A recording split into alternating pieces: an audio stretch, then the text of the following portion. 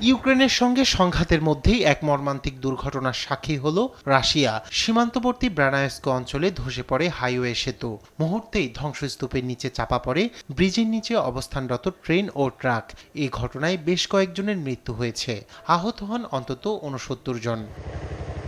ঘটনার পরপরই দ্রুত ঘটনাস্থলে পৌঁছে উদ্ধার কার্যক্রম শুরু করে ফায়ার সার্ভিস ও রেস্কিউ ইউনিট। তাৎক্ষণিকভাবে পাঠানো হয় অতিরিক্ত উদ্ধারকর্মী ও ভারী সরঞ্জাম। আহতদের ভর্তি করা হয় স্থানীয় মেডিকেল সেন্টারে। আহতদের মধ্যে ২ জনের অবস্থা আশঙ্কাজনক বলে জানান ব্রানায়স্কের গভর্নর আলেকজান্ডার বোগোমাজ। ক্লিমাভো থেকে মস্কোগামী ট্রেনে ৩৮৮ জন যাত্রী ছিলেন। এই মুহূর্তে ৭ জন মারা গেছেন। এছাড়াও আহত হয়েছেন ৩ শিশুসহ অন্তত ৬৯ জন, যাদের মধ্যে ২ জনের অবস্থা গুরুতর। তাদের দ্রুত স্থানান্তর করা হয় মস্কোতে। এছাড়াও কাছাকাছি একটি স্টেশনে নিরাপদে সরিয়ে নেওয়া হয় যাত্রীদের। ব্রানায়স্ক থেকে মস্কো যাওয়ার জন্য ব্যবস্থা করা হয় একটি বিশেষ রিজার্ভ ট্রেন।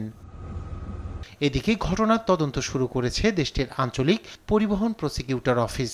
তবে ঘটনার পিছনে ইউক্রেনের হাত রয়েছে কিনা তা এখনও স্পষ্ট নয়। ইউক্রেনের পক্ষ থেকেও জানানো হয়নি কোনো প্রতিক্রিয়া।